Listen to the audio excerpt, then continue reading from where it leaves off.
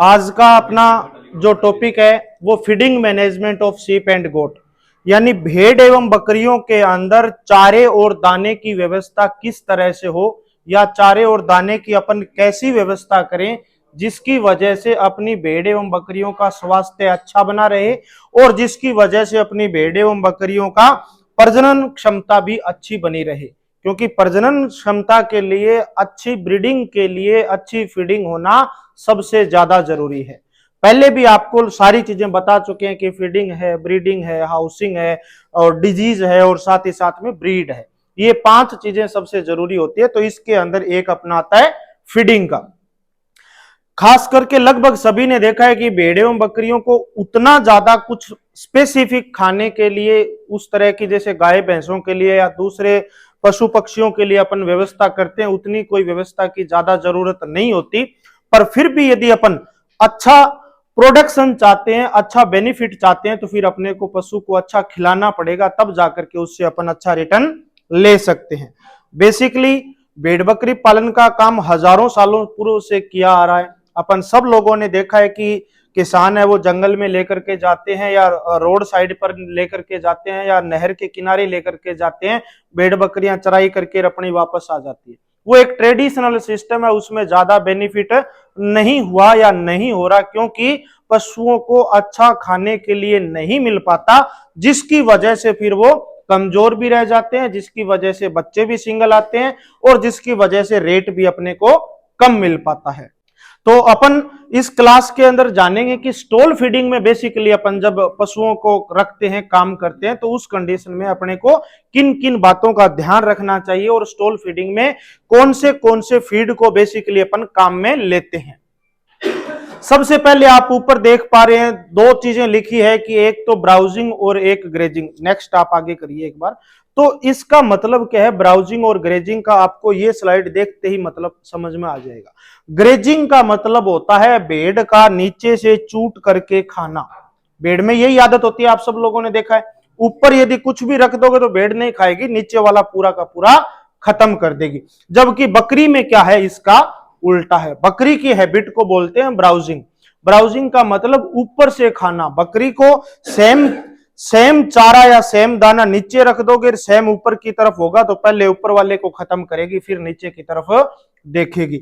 आप लोगों ने तो बहुत से ऐसे किसान साथी हैं, मैं काफी पशुपालकों के यहाँ पे देखा है कि बकरी को जब हरा चारा भी डालते हैं, रिजका भी डालते हैं, तो रिजके को क्या करते हैं, एक पुली बना करके या छोटी गंठी बना करके और दीवार के ऐसे लटका देते हैं, या पेड़ की किसी शाखा के बांध देते हैं, वो नीचे लटकता रहता है और उसको खाते खाते खाते खाते पूरा बकरी खत्म कर देती है।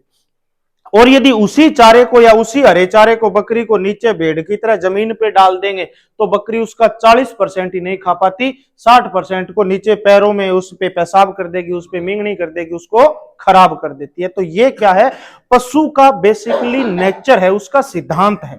ये आपके द्वारा या मेरे द्वारा कोई डाली हुई आदत नहीं है, ये प्रकृति का एक पशु को, इस भेड़ एवं बकरियों को अलग अलग गिफ्ट है। तो अपने को देख लेना है कि अपन बकरी हैं तो किस तरह से उसके लिए फीडिंग की व्यवस्था करेंगे तो ज्यादा अच्छा रहेगा, और भेड़ है तो किस तरह से करेंगे। हाँ, इसके बाद में आप देख पा रहे हैं कि एक्सेप्ट वाइड वैरायटी, यानी भेड़ एवं बकरी में ज्यादा कोई इश्यू नहीं है। चाहे आप उन्हें किसी भी तरह का फीड डालोगे तो भी वो आराम से खा पाएगी। आप में से काफी साथियों ने बताया कि हम तो गेहूं का चारा बकरी को डालते हैं, खा लेगी बकरी, कोई इश्यू नहीं है। कुछ भी डालोगे तो भी आराम से खा लेगी। जो चारा या जो दाना गाय भैंस नहीं खाती उसे भी भेड़ बकरी आराम से खा लेगी। पर बात यह आती है कि उससे उसको सेटिस्फैक्शन कितना मिलता है, उससे उसकी ग्रोथ कैसी आती है। गेहूं का चारा बकरी को या भेड़ को डालेंगे तो वो खा लेगी, पर उससे उसका अच्छा रिजल्ट नहीं मिल पाएगा। तो बेसिकली यदि अपन बात करें तो बकरी को या भेड़ को जो पल्सेज वाली चीजें होती है, मतलब दाल वाली फसल का जो चारा है, वो भेड़ बकरी के लिए सबसे अच्छा रहता है। चाहे दाल वाली कोई सी भी हो सकती है। कोई महाराष्ट्र से है तो उनके यहाँ गवार नहीं होता, पर उनके यहाँ तुअर होती है, तो उसका चारा खिला सकते हैं। कोई एमपी से है तो उनके वहां यदि चना नहीं होता तो कोई दूसरी दाल वाली फसल का चारा, मूंग का, मोठ का, अरहर का, तुअर का, सोयाबीन का, किसी का भी अपन आराम से खिला सकते हैं। यानी भेड़ बकरियों में खाने से संबंधित कोई इश्यू नहीं है, आराम से सब कुछ खा लेगी, पर अपने को ये देखना है कि क्या खाने से रिजल्ट अच्छा मिलता है, वही चीज अपने को खिलानी है। यानी उसके बाद में यदि अपन देखें टोटल ड्राई मैटर की एक बात यहां पे लिखी गई है। टोटल ड्राई मैटर का मतलब कितना सूखा पदार्थ भेड़ या बकरी खाती है। बेसिकली यदि अपन बात करें, भेड़ अपने शरीर भार का लगभग 3 से 4% खाती है, लगभग 3 से 4%। मतलब क्या हो गया, यदि 100 किलोग्राम की भेड़ है, यानी होती नहीं, पर यदि 100 किलोग्राम की भेड़ है तो उसे 3 केजी चारा रोजाना चाहिए। कितना? 3 केजी चारा रोजाना चाहिए।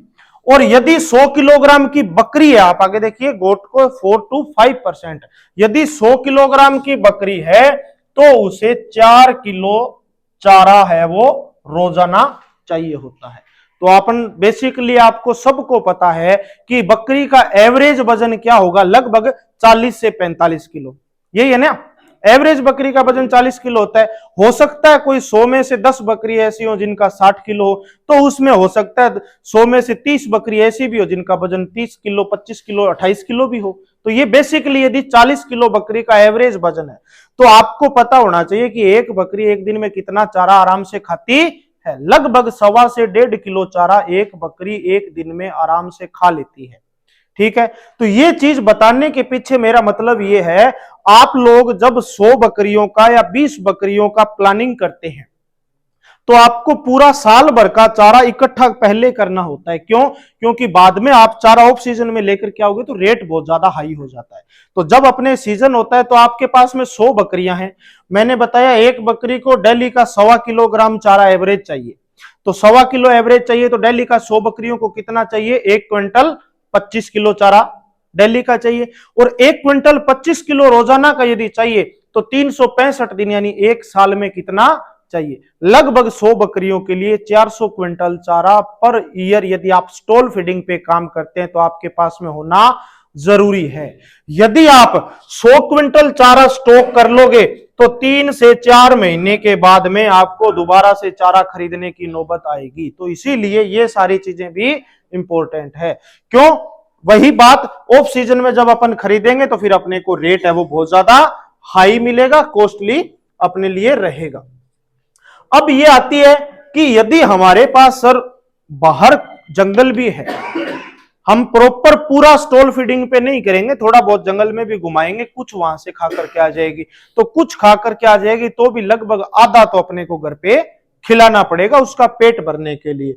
और जंगल में भी पूरे साल भर चारा नहीं मिल पाता, बारिश के समय में 4 से 5 महीने मिल पाता है, जबकि बाकी सीजन में फिर बकरी या भेड़ आपकी जो भी है वो पूरा पेट भर के नहीं आ पाएगी, तो उसे घर पे भी कुछ न कुछ खिलाना पड़ेगा। तो भी आधा किलो पर डे के हिसाब से आपको अपने पशुओं की संख्या के आधार पे पूरा कैलकुलेशन कर लेना है। यदि आप ये चाहते हैं कि चलो कुछ चारा हमने रवि के सीजन में इकट्ठा कर लिया और कुछ चारा की खरीफ वाली जब फसल आएगी तो कर लेंगे, तो उसका आप आधा कर सकते हो। आपके पास कितना स्पेस है उस चीजों पे आप देख सकते हो।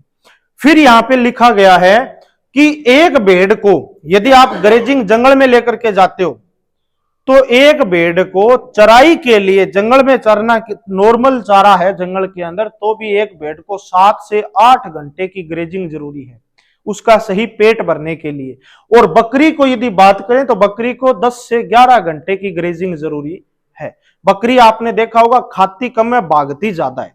और भेड़ क्या करती है, यहां मिल गया तो पहले यहां वाला खत्म करेगी फिर आगे जाएगी। तो भेड़ अपना पेट है वो जंगल के अंदर ग्रेजिंग के अंदर थोड़ा जल्दी भर लेती है, तो भेड़ को एवरेज 7 से 8 घंटे और बकरी को लगभग 10 घंटे के आसपास ग्रेजिंग के अंदर चाहिए होता है। आप देखिए लगभग यहां पे लिखा है नीचे, सबसे जो जरूरी बात है कि जो भी आप चारा या दाना खिला रहे हैं यानी सूषक पदार्थ खिला रहे हैं उसका लगभग 2 से 3 गुना पानी उस बकरी को या उस पशु को चाहिए होता है। लगभग यदि आप 1 किलोग्राम चारा बकरी को खिला रहे हो तो एक बकरी को दिन में पानी कितना पीने के लिए चाहिए, 3 किलो। ये एक एवरेज है। हो सकता है सर्दी के समय में थोड़ा कम पिए, गर्मी के समय में थोड़ा सा ज्यादा पी ले। तो अपने पास यदि 100 बकरियां हैं तो भी अपने को डेली का 400 लीटर पानी अपनी बकरियों के लिए पीने के लिए जरूरी है। ऐसा ना हो बकरी तो 100 है और पानी आपके पास में केवल 50 लीटर है, तो थोड़ा थोड़ा बकरियां पी पाई और बाकी बकरियां फिर प्यासी रहेगी। तो लगभग चारे का और पानी का रेशियो 1:3 या 1:4 रखते हैं। मतलब 100 किलो चारा चाहिए तो लगभग 300 से 400 किलोग्राम उसे क्या चाहिए, पानी चाहिए। अब यहां पे एक लिखा है कि राशन, राशन का मतलब आहार, आहार का मतलब भोजन, यानी राशन कहते किसे हैं या आहार कहते किसे हैं। आहार का मतलब पशु को जो भी अपन 24 घंटे के अंदर खाने के लिए देते हैं उसे क्या कहते हैं, राशन कहते हैं, आहार कहते हैं। आपको ये चीजें रटने की जरूरत नहीं है क्योंकि आपको कोई कंपटीशन एग्जाम देने नहीं जाना, पर बेसिकली अपने को थोड़ा सा पता होना चाहिए। फिर एक चीज आती है डाइट, ये तो हो गया राशन। दूसरी आती है डाइट। राशन का मतलब आपने 24 घंटे में जो भी कुछ खाया, आपने पानी पिया तो भी राशन है, यानी 24 घंटे में जो भी। दूसरा होता है डाइट। डाइट का मतलब होता है आप अभी 12 बजे ऊपर जाओगे, ऊपर जाकर के आपने खाना खाया, एक टाइम में जितना खाना खाया वो होती है डाइट। तो डाइट आपकी सुबह और शाम दोनों टाइम की होती है। और कंप्लीट राशन, जिसको कंप्लीट डाइट यानी सुबह से लेकर के शाम तक या 24 आवर में जो भी खाते हैं उसे क्या कहते हैं, राशन कहते हैं। फिर जो ये चीज लिखी हुई है बैलेंस राशन, ये बहुत इंपॉर्टेंट है। राशन का मतलब तो आप जंगल में जो कुछ खिला के आ रहे हो वो राशन है, पर उसमें बैलेंस है या नहीं, उसमें जो बकरी को पेट भरने के लिए तो जो चाहिए थी वो चीजें मिल गई, पर उसको अच्छा न्यूट्रिशन मिला है या नहीं, उसमें अच्छा पोषक तत्व था या नहीं। आप ये तो नहीं है कि केवल सूखी रोटी खा करके अपना पेट भर लेते हो, और बाई चांस भर भी लोगे तो अच्छा काम नहीं कर पाओगे। आपको खाने के साथ में कभी दाल चाहिए, कभी उस दाल के अलावा आपको सब्जी, हरी सब्जी चाहिए, सब्जी के साथ में आपको घी भी चाहिए, उसमें नमक भी बराबर होना चाहिए। सारी चीजें अपन देखते हैं ना, तो पशु के लिए भी अच्छा पोषक तत्व वाला जो भोजन होता है जिसमें सभी तरह के पोषक तत्व विद्यमान हो। पशुओं को खास करके या खेती में लगभग 17 से 18 पोषक तत्व चाहिए होते हैं। अपन यूरिया डालते हैं, डीएपी डालते हैं, जिंक डालते हैं, फेरस डालते हैं ना खेत में सारी चीजें। ठीक इसी तरह से पशुओं में भी अलग अलग 20 से 21 तरह के पोषक तत्व आवश्यक होते हैं। आपने डॉक्टर को देखा होगा, बकरी ने बच्चा दिया और बच्चा देने के बाद में कमजोर बकरी थी, अचानक से दूध निकाल लिया तो गाय भैंस की तरह बकरी में भी मिल्क फीवर हो जाता है, बकरी बैठ जाती है बिल्कुल, तो उसे कैल्शियम की कमी हो गई। फिर आपने देखा होगा कि बकरी ब्याने के 15-20 दिन बाद में धीरे धीरे खाना बंद कर देती है, सूखने लग जाती है, तो उसी का फास्फोरस की कमी हो गई। तो इस तरह के जो पोषक तत्वों की कमी से बीमारियां होती है उनसे बचने के लिए ये बैलेंस राशन है, जरूरी है कि ऐसा भोजन जिसमें पशु के लिए सभी आवश्यक पोषक तत्व अवेलेबल हो। तो ये अपने को इसमें बेसिकली अपने लेवल पे क्या ध्यान रखना है। ज्यादातर किसान क्या करते हैं, इस बार आपके खेत में गेहूं अच्छा हो गया तो आप अपने सारे पशुओं को गेहूं खिलाते हो, खिलाते हैं ना सब लोग। इस बार चलो गेहूं नहीं हुआ, आपने जो अच्छा हो गया तो केवल जो खिलाते हैं, ऐसा नहीं करना चाहिए। भोजन जो भी पशु को खिलाते हैं उसमें मिक्स होना चाहिए। मिक्स का मतलब उसमें अपन जो डाल रहे हैं तो साथ में उसमें मक्का या दाल वाली कोई भी चीज, जैसे चने की दाल हो गई, मूंग की दाल होगी, मोट की दाल होगी, दाल डालेंगे तो महंगा पड़ेगा, पर उसका छिलका डाल देंगे सस्ता पड़ेगा। साथ ही साथ में उसमें तेल वाली कोई भी चीज, जैसे सरसों डाल देंगे, सरसों के बाद में अपन मूंगफली डाल देंगे या तिल डाल देंगे, पर ये तो बहुत महंगा पड़ेगा, सरसों तो 7-8 हजार रुपए किलो क्विंटल है, तो उसका खली डाल देंगे। खली अपने को लगभग 30 रुपए 28 रुपए किलो के लगभग मिल जाती है। तो यानी इनका, अब जैसे मक्का डालेंगे तो कैसा, मक्का तो हमारे वहां पंजाब में जाकर के तो 30 रुपए किलो पड़ रहा है, तो मक्का मत डालिए आप गेहूं डाल दीजिए। क्यों? क्योंकि मक्का, गेहूं, बाजरा, जो ये सारे किसके मेन सोर्स हैं, कार्बोहाइड्रेट के। तो जहां पे मक्का महंगा पड़ रहा है वहां गेहूं डाल सकते हैं, जहां गेहूं महंगा पड़ रहा है वहां बाजरा डाल सकते हैं, जहां बाजरा महंगा पड़ रहा है वहां आप जौ डाल सकते हैं, जवार डाल सकते हैं। इनमें से आप अपने लेवल पे थोड़ा बहुत सेटिंग कर सकते हो। आगे अपन आपको बताएंगे कि कितना कितना डालना है। आगे चलिए। अब ये बैलेंस राशन की मैंने बात की कि ऐसा राशन जिसमें कार्बोहाइड्रेट भी हो, जिसमें फैट भी हो, जिसके अंदर प्रोटीन भी हो, जिसमें पोषक तत्व भी हो, जिसमें नमक भी हो, उन सारी चीजों को अपन बैलेंस राशन कहते हैं। अब बैलेंस राशन जरूरी क्यों है? सबसे एक तो पशु के स्वास्थ्य को बनाए रखने के लिए, पशु का स्वास्थ्य सही रहे, दूसरा पशु का प्रोडक्शन सही रहे। ज्यादातर क्या होता है, आप लोगों के घरों में भी आपने देखा होगा, बकरी पहले तो ठीक ठाक थी, बकरी ने बच्चा दे दिया और आपने ज्यादा उसके भोजन पे ध्यान नहीं दिया, तो धीरे धीरे 10 से 15 दिन बाद में बकरी का दूध भी कम होने लग जाएगा और बकरी बिल्कुल सूख करके हड्डी टाइप रह जाएगी। हो जाता है ना ऐसा, तो वो इसकी वजह से होता है, यानी अच्छा भोजन नहीं मिला तो उससे प्रोडक्शन डाउन हो सकता है यदि अच्छा राशन नहीं देंगे। उसके बाद में पशु की इम्यूनिटी सिस्टम, अपन जब अच्छा नहीं खा पाते तो अपने को रोग एवं बीमारियां बहुत जल्दी लगते हैं, तो वही बात पशु के साथ में, यानी पशु की इम्यूनिटी भी कमजोर पड़ सकती है। पशु की प्रजनन क्षमता पे भी प्रभाव पड़ सकता है। यदि आप अच्छा खाना दाना नहीं दोगे तो बकरी 6 महीने बाद 12 महीने बाद ज्ञापिन होगी, और बाई चांस ज्ञापिन हो गई फिर अच्छा नहीं दोगे तो वो बच्चा भी गिरा सकती है, यानी उसके प्रजनन पे भी उस चीज का प्रभाव है वो पड़ता है। इस तरह के अनेक ऐसी चीजें हैं जिनके ऊपर अच्छे भोजन नहीं मिलने का परिणाम अपने को नकारात्मक मिल सके। फीडिंग सिस्टम, यानी बकरियों को जो चारा दाना आहार जो भी अपन खिलाते हैं तो उसके क्या क्या तरीके हैं। तरीके 3 तरह के हैं। एक तरीका तो आप यहां देख पा रहे हो कि एक्सटेंसिव सिस्टम, मतलब पहले अपने जो जंगल में घुमा करके लेके आते थे, पूरा का पूरा जो जंगल में घुमाया, वहीं पे जो खाया वो ठीक है, घर पे आकर के उनको बाड़े में या शेड में रख दिया, अगले दिन फिर ले गए, शाम को वापस ले आए, ये जो रूटीन चलता है, यानी ओपन ग्रेजिंग जिसे कहते हैं, वो हो गया एक्सटेंसिव सिस्टम। दूसरा क्या है, धीरे धीरे धीरे धीरे जमीन कम होती गई, आज से 10-20 सालों से जो चीजें चल रही है, जमीनें कम होती गई, बारिश कम हो रही है, खाने को कम मिल रहा है, तो थोड़ा बहुत बाहर खाया के आ गई बकरियां या भेड़, और शाम को ला करके थोड़ा थोड़ा चारा सबको अपन ने घर में डाल दिया। उसे बोलते हैं सेमी इंटेंसिव, यानी ऐसी सिस्टम जिसके अंदर थोड़ी बहुत बाहर से चर के आ गई और कुछ अपन ने घर पे खिला करके बकरी का या भेड़ का अपन ने अपना पेट भर दिया। तीसरा जो विधि है जिसे बोलते हैं इंटेंसिव सिस्टम या स्टॉल फीडिंग, जिसका आज के समय में सबसे ज्यादा यूज हो रहा है, और जो एनएलएम के अंदर भी यदि अप्लाई कोई करते हैं तो उसमें स्टॉल फीडिंग के लिए ही अपने को ये दिया जाता है बेसिकली। तो स्टॉल फीडिंग यानी एक बंद आवास के अंदर या एक ही जगह पे शेड बना करके, बाड़ा बना करके बकरियों को चारा और दाना खिलाना क्या कहलाता है, स्टॉल फीडिंग। तो आप फोटोग्राफ्स के अंदर ये चीजें देख पा रहे। स्टॉल फीडिंग का फायदा क्या है कि पशु की मीट प्रोडक्शन के लिए जब अपन काम में बेसिकली पशु को लेते हैं तो उसके ग्रोथ रेट अच्छी आती है, क्योंकि पशु अच्छा खाएगा, अच्छा पिएगा, आराम से रेस्ट करेगा, तो उसके जो खाएगा वो उसके शरीर के अंदर चर्बी के रूप में या मीट के रूप में कन्वर्ट आसानी से होगा। इसका नुकसान क्या है कि एक तो आज के समय में जगह की कमी होती जा रही है, पशु को चारा खाने के लिए नहीं मिल पाता, जिसकी वजह से उसका वजन भी नहीं आ पाएगा। तो ये बेसिकली चीजें। अब ये कि मैंने बताया था फीड यानी आहार, जो फीड अपन पशु को खिलाते हैं उसको अलग अलग भागों में बांटते हैं। आपने देखा है ना, चारा और दाना, चारा अलग से खिलाते हो, दाना अलग से खिलाते हो, या कोई साथ में मिक्स करके भी खिलाते हैं। तो जो भी पशु का आहार होता है वो 2 तरह का होता है, एक तो दाना और दूसरा चारा। अब जो चारा आप खिलाते हो वो भी 2 तरह का होता है। क्या?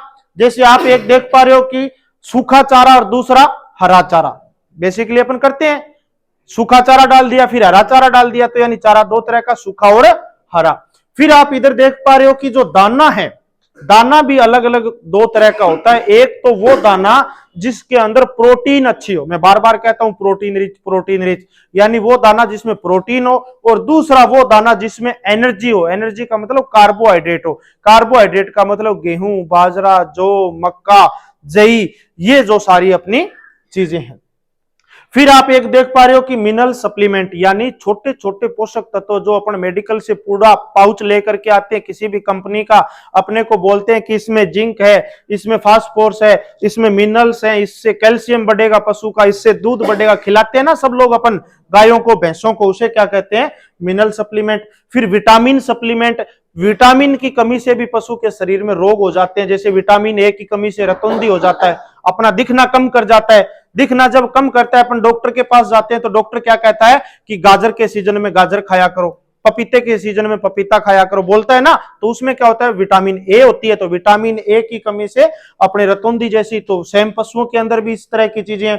फिर आप वाटर देख पा रहे हो, पानी भी अपने भोजन में सबसे आवश्यक होता है। तो पशुओं के लिए भी मैंने आपको बताया कि 1 किलो ड्राई मैटर पे 3 किलो या 4 किलो पानी पशु को चाहिए होता है। तो बेसिकली एक बकरी को डेली रोजाना 4 से 5 लीटर पानी। फिर ये देखिए फोडर, फोडर का मतलब जो चारा अपन खिला रहे हैं, ग्रीन फोडर जो अपन खिला रहे हैं या ड्राई फोडर जो अपन खिला रहे हैं, वो किन किन चीजों से अपन पशु को दे सकते हैं और कौन सा फोडर अपन खिलाएंगे तो वो ज्यादा बढ़िया रहेगा। थोड़ा सा ये चीज ज्यादा जरूरी है। देखिए बेसिकली ऊपर लिखा है कि बकरी के लिए या भेड़ के लिए भी बात करें, दोनों के लिए सेम है। भेड़ या बकरी के लिए मैंने पहले भी आपको बताता आ रहा हूं कि दाल वाली फसलों का जो चारा है वो सबसे बेस्ट है। ऊपर ये लिखा है कि leguminous fodder and tree leaves, पेड़ की चाहे किसी भी पेड़ की पत्ती आप बकरी को डाल दोगे सब खाएगी। नीम कड़वा होता है, नीम को भी खाती है। तुम्बा, जो साथी राजस्थान से हैं उन्होंने तुम्बा देखा है। तुम्बा तो बहुत कम पशु तुम्बे को खाते हैं, उनमें बकरी सबसे ज्यादा तुम्बे को चाव से खाती है। फिर आप देख पा रहे हैं कि लगभग हरा और सूखा, आपने बार बार आप पूछते हो ना कि सर बकरी को हरा चारा कितना खिलाना चाहिए, सूखा चारा कितना खिलाना चाहिए, तो ये कह रहा है कि लगभग बराबर मात्रा में। ऐसा ना हो कि आपके पास में हरा चारा फुल है तो बकरी को सुबह से शाम तक हरा चारा ही खिला रहे हो, नहीं, बराबर मात्रा में। आप लगभग आधा किलो सूखा डाल रहे हो तो आधा से 1 किलो एक बकरी को हरा चारा आप आराम से डाल सकते हो, उससे अपने को अच्छा रिजल्ट मिलेगा। अकेला हरा चारा बकरी के लिए लाभदायक नहीं है। अकेला सूखा खिलाओगे तो बकरी आराम से चलेगी, कोई दिक्कत नहीं आएगी, और आपके पास में हरा चारा है तो वो और अच्छी बात है। पर यदि आप अकेला हरा चारा खिलाओगे तो वो नुकसानदायक है।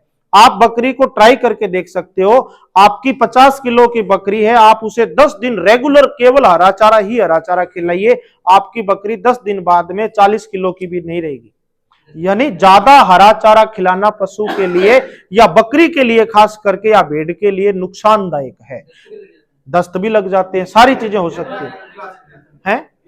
हे का मतलब सूखा चारा ही होता है। हे का मतलब क्या होता है? सूखा चारा। जैसे अपन कड़बी बोलते हैं ना, वो वैज्ञानिक भाषा में उसे हे बोलते हैं, अपन साधारण भाषा में कड़बी बोलते हैं। तो हरा और सूखा चारा अपने को बराबर बराबर लगभग खिलाना चाहिए। पंजाब के अंदर मैंने ऐसे बहुत से साथी देखे हैं जो साइलेज, आजकल साइलेज का प्रचलन बढ़ रहा है, जहां पे मक्का ज्यादा हो रही है वहां साइलेज थोड़ा सा सस्ता पड़ जा रहा है और सूखा चारा महंगा पड़ता है। तो वो उन लोगों ने यदि साइलेज खिलाया, साइलेज तो बहुत अच्छा होता है पशु के लिए, पर अकेला साइलेज खिला रहे हैं तो भी उससे कोई ज्यादा अच्छा रिजल्ट नहीं मिल पा रहा। जब तक बकरी या भेड़ को सूखा चारा नहीं मिलेगा तब तक चाहे आप अकेला दाना भी खिला दोगे तो भी उसकी इतनी अच्छी बढ़वार नहीं आएगी। तो सूखा चारा तो जरूरी है ही है। फिर आप देख पा रहे हैं कि ग्रीन फोडर यानी हरा चारा कोशिश करिए कि आपके पास में साल भर अवेलेबल हो। बेसिकली क्या होता है कि हरा चारा साल में 3 या 4 महीने जब बारिश होती है तब तो अच्छा होता है, बाकी हरा चारा नहीं होता। तो ऐसी कोशिश करिए कि हरा चारा अपने पास में लगभग साल भर हो। तो उसके लिए सुबह आपकी क्लास हुई डॉक्टर अमित सर की, उन्होंने आपको बताया होगा। जबकि भेड़ बकरी के लिए मैंने 3 तो पेड़ ऐसे बताए कि आपके फार्म के आसपास होना चाहिए, तो आप अरडू देख पा रहे हैं। दूसरा मैंने बताया मोरिंगा यानी सहजन, और तीसरा मैंने बताया नीम। चौथी चीज आप उसमें ऐड कर सकते हो नेपियर घास। सबने नाम सुना है ना, नेपियर। नेपियर बहुत शानदार है।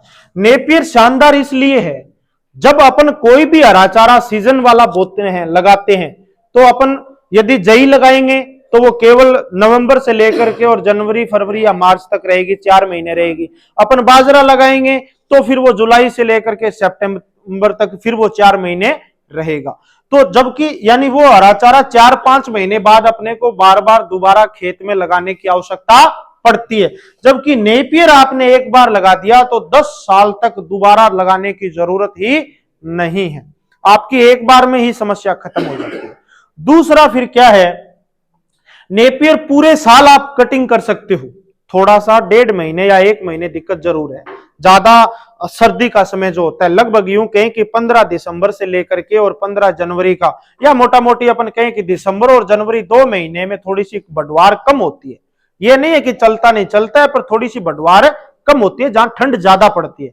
बाकी आप पूरे साल भर नेपियर को काम में ले सकते हो। रिजका और बरसीम भी बहुत अच्छी चीज है, पर मैंने पहले बताया बाई चांस बकरी गलती से रिजका या बरसीम ज्यादा खा गई तो आफरा आ सकता है। बाई चांस गलती से रिजका या बरसीम बकरी ज्यादा खा गई तो आफरा आ सकता है। जबकि नेपियर है, नीम है, सहतूत है, अर्डू है, मोरिंगा है, इनको चाहे बकरी कितना ही खा जाए कुछ भी नहीं होगा। तो इसीलिए रिजका बरसीम लगाइए, बहुत अच्छी बात है, पर ध्यान ये रखिए बकरी ज्यादा ना खा जाए। आफरा यदि बाई चांस आ गया, बकरी अचानक से ज्यादा दाना खा जाएगी तो भी आफरा आ जाएगा। बकरी अचानक से सुबह सुबह अचानक से यदि ज्यादा नहीं, नॉर्मली थोड़ा ही दाना खा जाएगी, बकरी को आपने खिलाया नहीं कभी, और अचानक से बकरी के सामने यदि पाव भर भी दाना आ गया वो भी खा जाएगी और तुरंत पानी पी जाएगी, तो उसके तुरंत आफरा आएगा। ठीक है। कल भी मेरे पास एक झालावाड़ से फोन आया कि साहब हमारे बकरी ने सोयाबीन खा ली, ध्यान दिया नहीं, सोयाबीन खा ली, अब वो ऐसे लग रहा है कि मरेगी। वो नहीं मरेगी। क्या क्यों नहीं मरेगी? मुझको एक काम कर दो, घर में बकरी का दूध है क्या? है। तो सरसों का तेल है कि है? हींग है कि है? हल्दी है कि है? तो वो चारों को मिला करके पिला दो।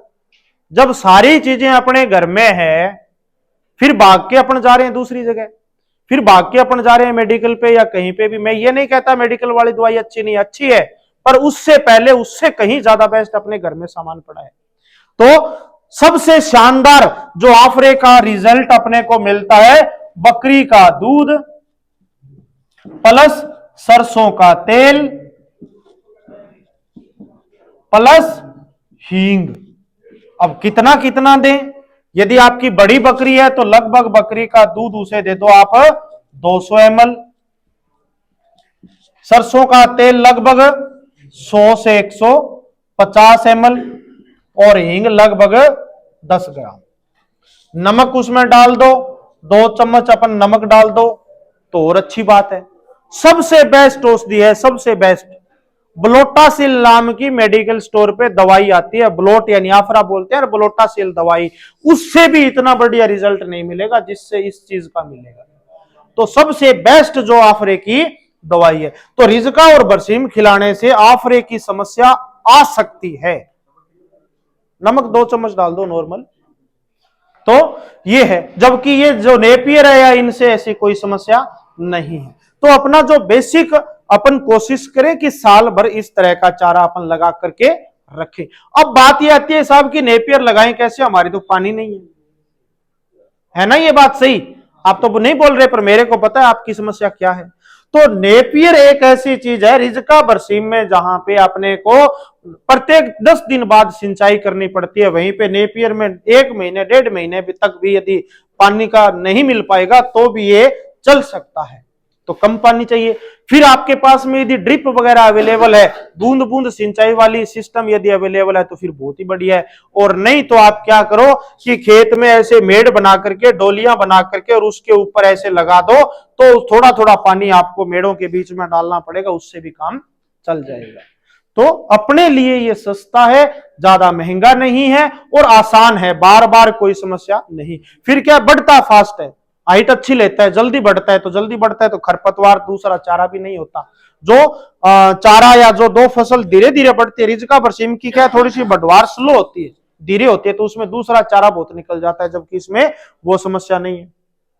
फिर यहाँ पे लिखा है कि रवि के सीजन में आप बरसीम और रिजका लगा सकते हैं। रवि का सीजन मतलब अभी जो ठंडी वाला जो समय, उसमें रिजका बरसीम लगा सकते हो। और खरीफ के सीजन में ज्वार है, मक्का है, बाजरा है, काउपी यानी जो अपना चौला है, लोबिया है, कई सारी चीजें अपने पास में हो सकती है, आप गवार लगा सकते हो।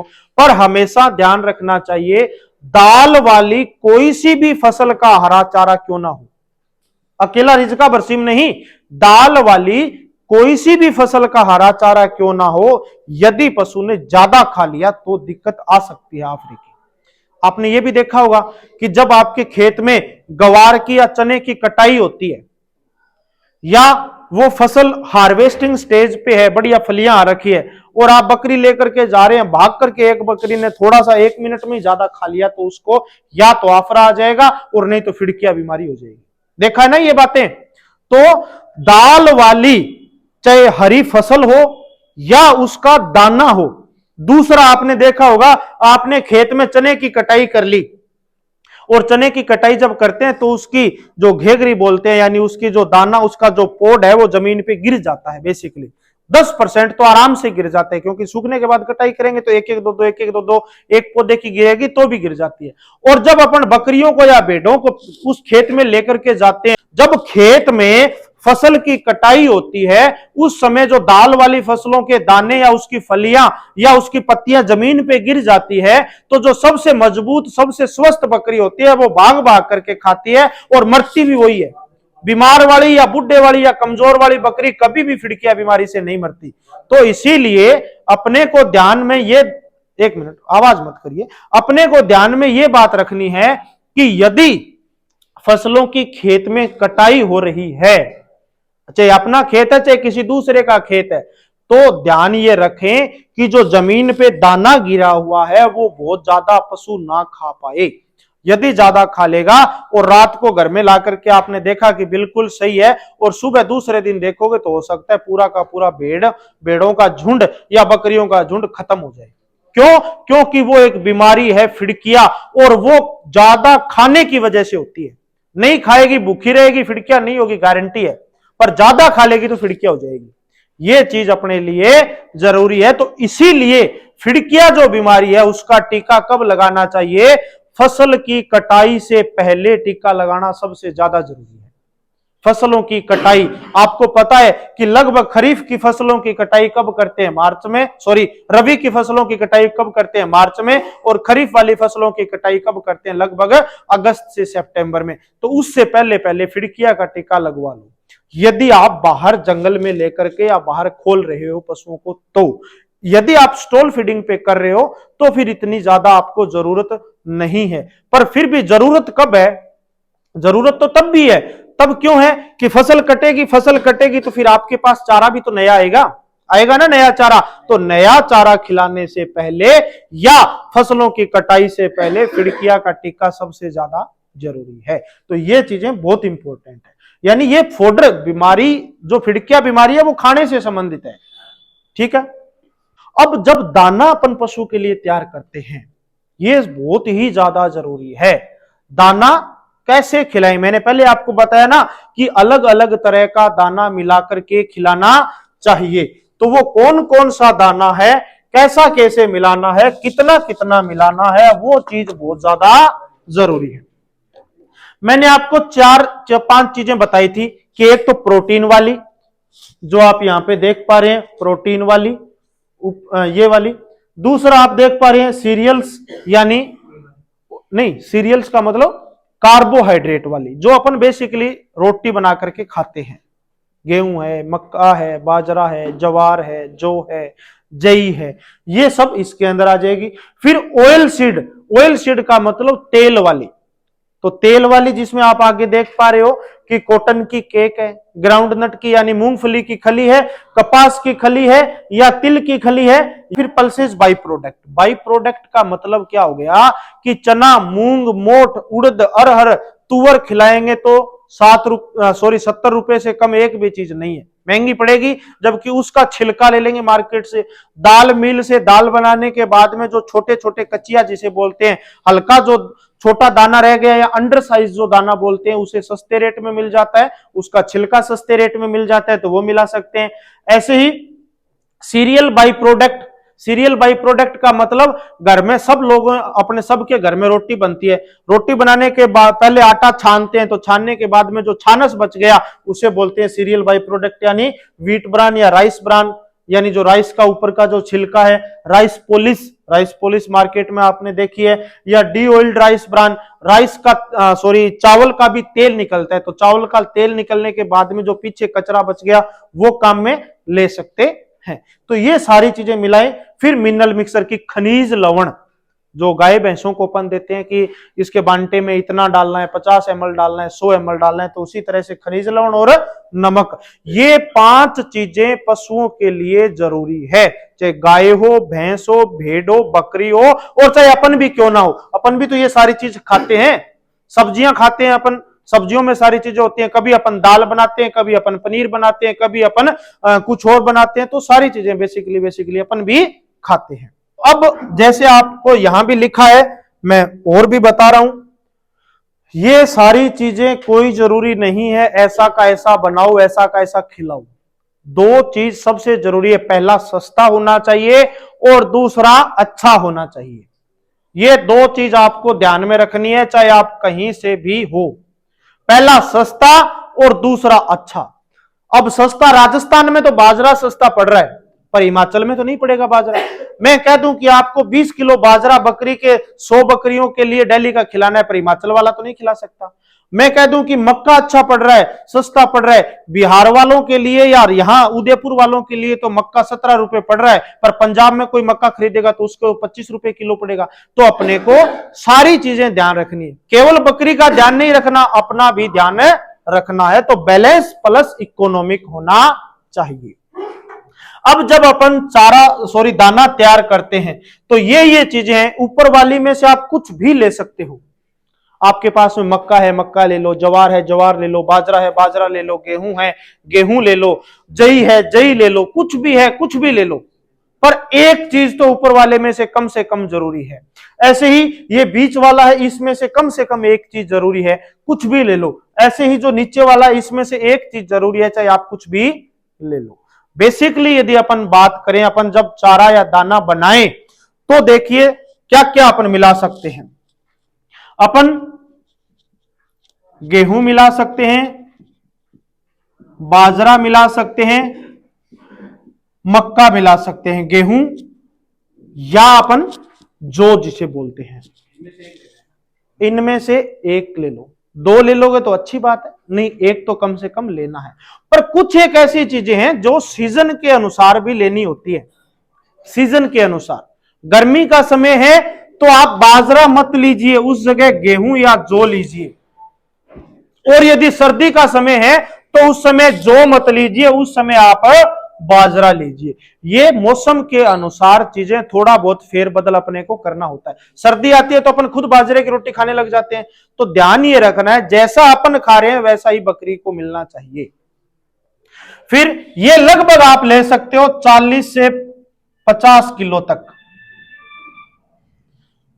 यदि आपको 100 किलो दाना तैयार करना है तो उसमें से 40 से 50 किलो तक आप ये चीजें मिला सकते हो। यहां पे तो 35 से 40 लिखा है, पर फिर भी आप उसे 50 किलो तक रख सकते हो। फिर बच गया 50 किलो, तो उसमें क्या डालना है? चना, चना या चने का छिलका या चोकर जो भी बोलते हैं, फिर या मूंग का, मोठ का, कुछ भी हो वो डाल सकते हैं। फिर आपको डालना है तेल वाली चीजें, तेल या तेल, सीधा तेल नहीं, तेल की खली। तो खली आपको पता है कि खली किस किस चीजों की बनती है, सबसे बेस्ट है वो सरसों की खली होती है, सबसे बेस्ट सरसों की खली। तो सरसों की खली, ये जो सारी चीजें हैं ये मिलाकर के आप डाल दीजिए 45 केजी। यानी 50 किलो तो आपने क्या डाला? गेहूं, मक्का, जौ, बाजरा, जवार, इनमें से डाल दिया। और 50 किलो आपने क्या डाला कि सोयाबीन है, उसके बाद में मूंगफली है, कपास है, सरसों है, पल्सेज, चना है, मूंग है, मोठ है, ज्वार है, ये सारी चीजें हैं। इनमें से आपने 45 किलो डाल दी। टोटल कितना हो गया? 95 किलोग्राम हो गया ना। बच गया 5 किलो। तो 5 किलो में 3 किलो आप खनिज लवण और 1-2 किलो नमक, ये सारी चीजें मिला करके फिर आप पशु को दाना देंगे, वो ज्यादा अच्छा रहेगा। तो लगभग इस तरह से अपने को दाना मिश्रण तैयार करना है। आप जहां आज जा रहे हैं, कल आप अविकानगर में देखोगे तो मशीन से कैसे बन रहा है, कैसे मिला रहे हैं, सारी चीजें आपको वहां पे भी दिखाई जाएगी। पर बात ये सबसे मेन है, एक तो अकेला दाना नहीं खिलाना, मिक्स करके खिलाना है। आपके पास में इतनी चीजें नहीं है, फिर भी आप कोशिश करिए 1-2 चीजें तो मिलाएं, यानी या तो तीनों में से एक चीजें तो कम से कम रखें, ठीक है।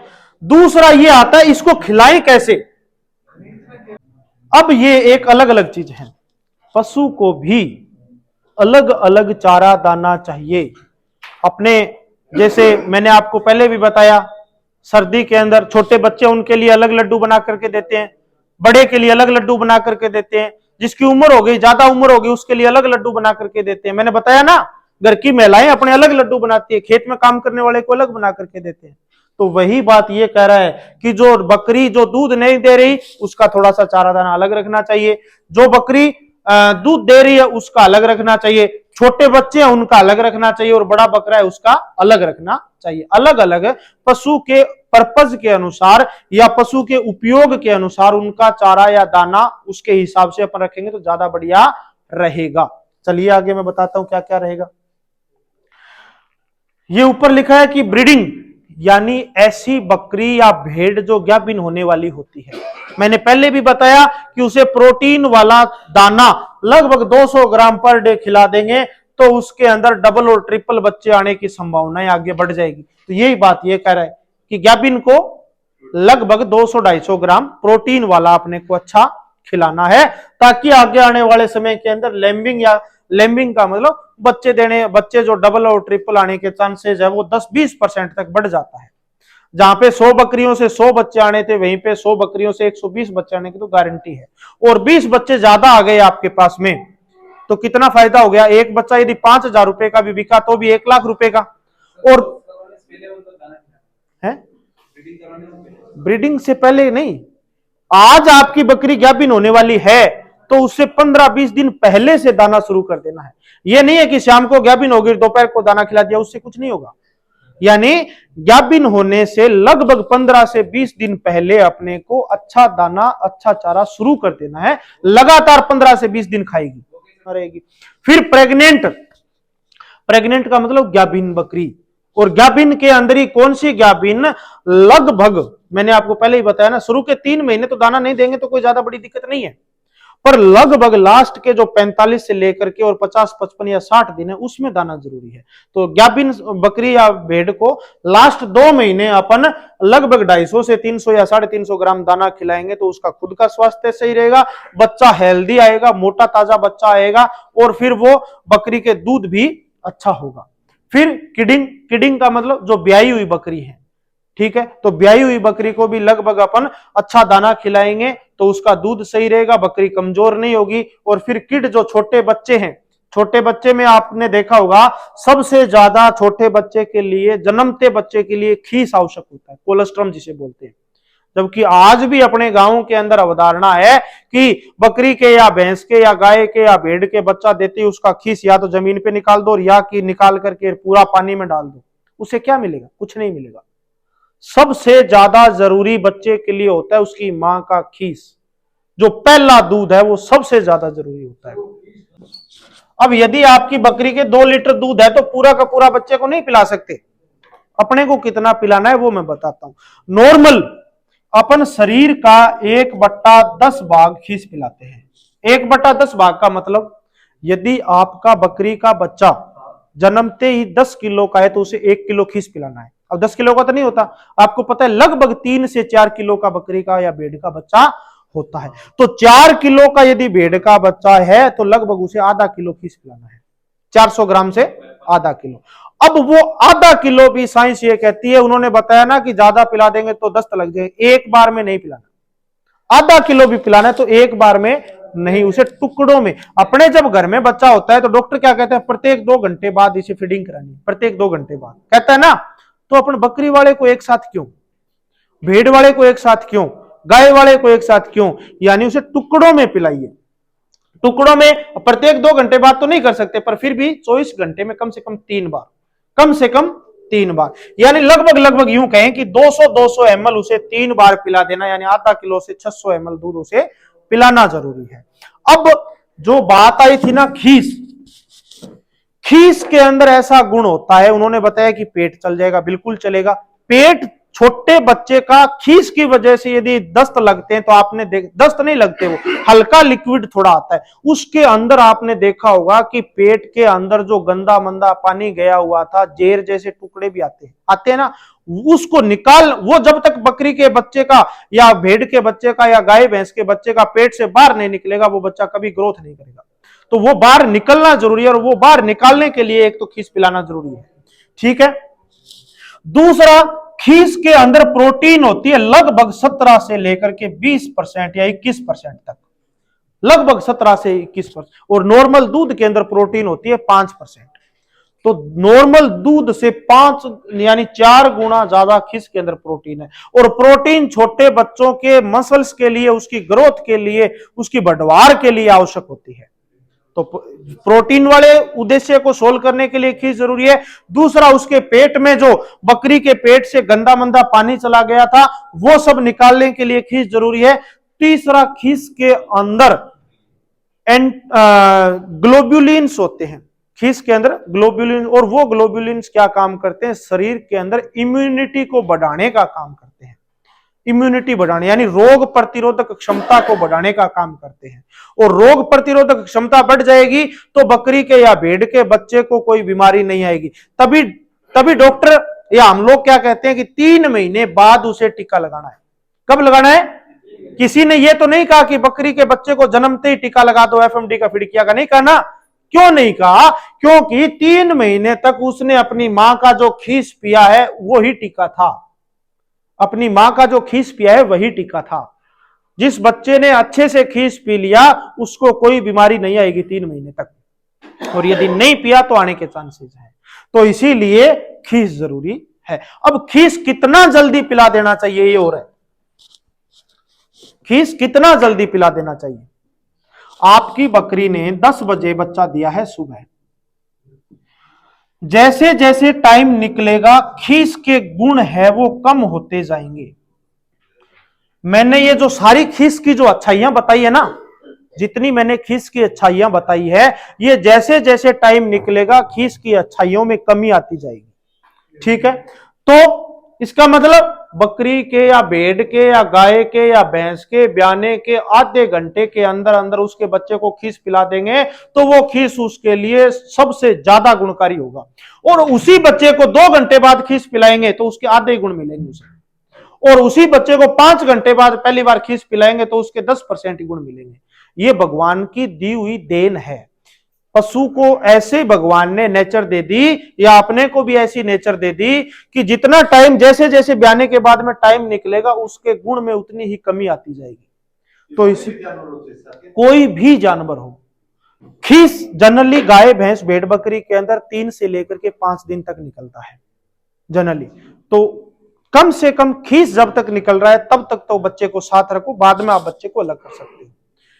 एडल्ट यानी बड़ी जो फीमेल है उनको कि लगभग 300 से 350 ग्राम पर डे दाना चाहिए होता है। बकरा जो आपका है या आपका मेंढा जो है, जो मेल है, उसे लगभग 300 से 400 ग्राम दाना अपन जरूर खिलाएं। जब अपनी बकरियां गाभिन होने वाली हो तब तो कम से कम। नॉर्मली यदि आप उसे नहीं भी खिला रहे हैं तो कोई दिक्कत नहीं है, खिला रहे हैं तो अच्छी बात है। पर आपको लग रहा है कि 5-7 दिन बाद में अपनी बकरियां गाभिन होनी है तो उससे लगभग 7 दिन पहले उस बकरे को 300-400 ग्राम दाना खिलाना शुरू जरूर कर दें, ताकि वो शरीर से कमजोर ना पड़े और उससे जो स्पम्स निकल रहे हैं वो अच्छी क्वालिटी के निकल पाए। ये सारी चीजें मैंने बता दी। फ्लशिंग का मतलब कि बकरी को गाभिन होने से पहले एक्स्ट्रा दाना खिलाना। उसके बाद में स्टीमिंग अप का मतलब कि बकरी को गाभिन होने के बाद लास्ट समय में चारा खिलाना, अच्छा दाना खिलाना। चैलेंज फीडिंग का मतलब कि बकरी को बच्चा देने के बाद में अच्छा दाना खिलाना, ताकि बकरी के बच्चे को दूध पूरा मिल पाए और बकरी का स्वास्थ्य कमजोर ना हो। ये सारी चीजें अपनी आ गई। बक के लिए भी यहां लिखा है कि लगभग अपने को उसको अच्छा दाना है वो गाभिन होने से बकरियों के पहले खिला देना चाहिए। और जब बकरियां गाभिन हो रही है तो दाने की मात्रा थोड़ा सा और बढ़ा देना चाहिए। ज्यादा बड़ा बकरा है, शरीर उसका बड़ा है, तो उसे दाना आप ज्यादा खिला सकते हैं। एवरेज यदि 50 किलो का आपका बकरा है, मेल है, तो उसे लगभग डेली का 400 ग्राम के आसपास दाना खिलाइए। यदि आपके मेल का वजन 70 से 80 किलो है तो लगभग उसे आप 600-700 ग्राम दाना खिला सकते हैं। यदि आपके मेल का वजन क्विंटल भर के आसपास या 1 क्विंटल से अबो है तो उसे आप 800-900 ग्राम दाना है वो ब्रीडिंग के समय में खिला सकते हैं। चलिए आगे। तो ये थी अपनी क्लास। इसके लिए सभी साथियों का धन्यवाद।